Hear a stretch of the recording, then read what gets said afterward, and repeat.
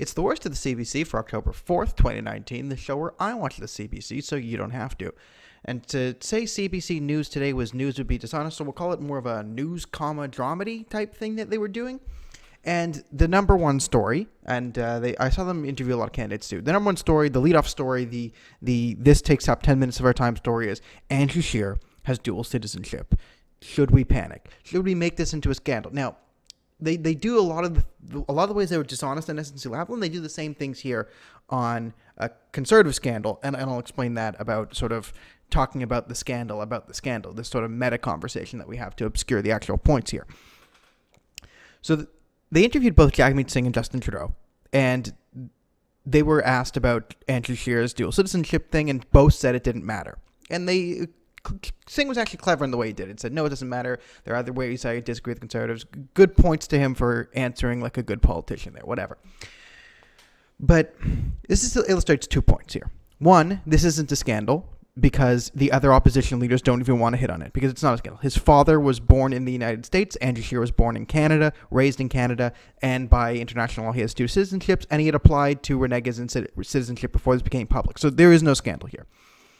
The other thing is, the other 2 parties know that they don't even need to hit on this, right? They can say, oh, it's not a scandal. They don't have to even push this narrative because they know the other wing of their party, that being the mainstream media, will do the work for them, right? That's why Trudeau announced an election on September 11th, knowing that, okay, the next day there's going to be a scandal breaking about me blocking the RCMP against the SNC-Lavalin scandal, right? If I just use the media cleverly enough, if I fill in with a story here, they won't come back to the scandal 3 days later, which they didn't.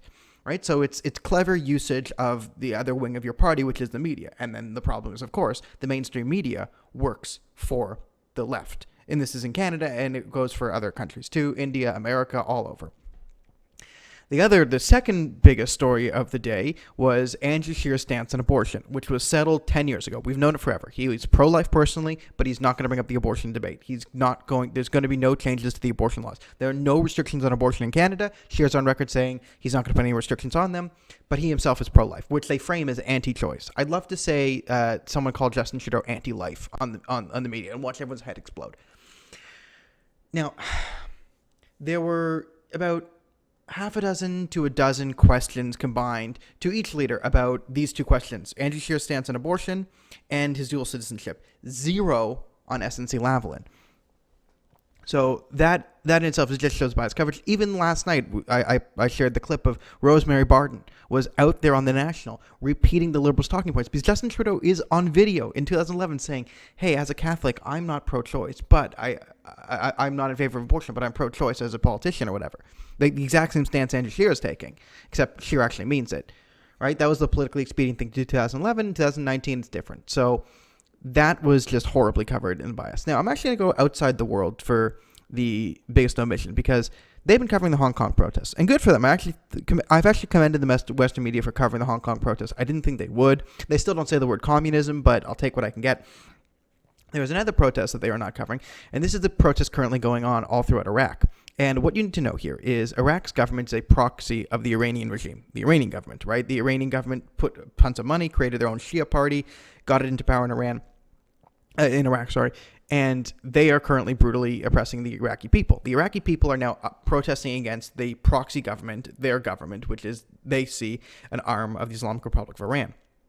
Security forces had killed 30 people as of yesterday. We don't know how many people. Maybe hundreds have been killed. Right, so it's one of the most violent eruptions in the Middle East right now, and not a word on the mainstream media, because the reason you're not going to get a word on this is because if they were to explain what's going on, if they were to explain the fact that the security forces in Iraq are actually speaking Farsi, which is the national language they speak in Iran, not in Iraq, they would have to admit, okay, Obama, Hillary, our foreign policy that we've been pushing, this idea that we've been pushing of, nation building and capitulation to Iran, all this, they'd have to say, okay, Obama was wrong.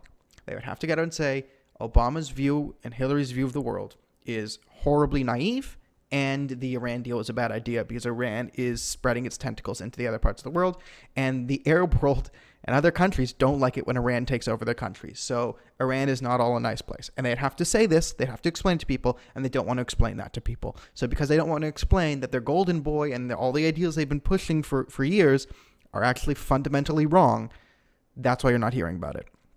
which again shows why the mainstream media is essentially fake news at this point.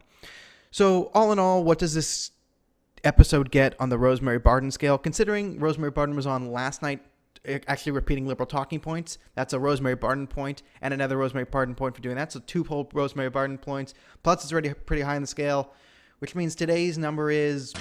It's over 9,000! Thanks, everyone. I will see you tomorrow on the next episode of The Worst of the CBC.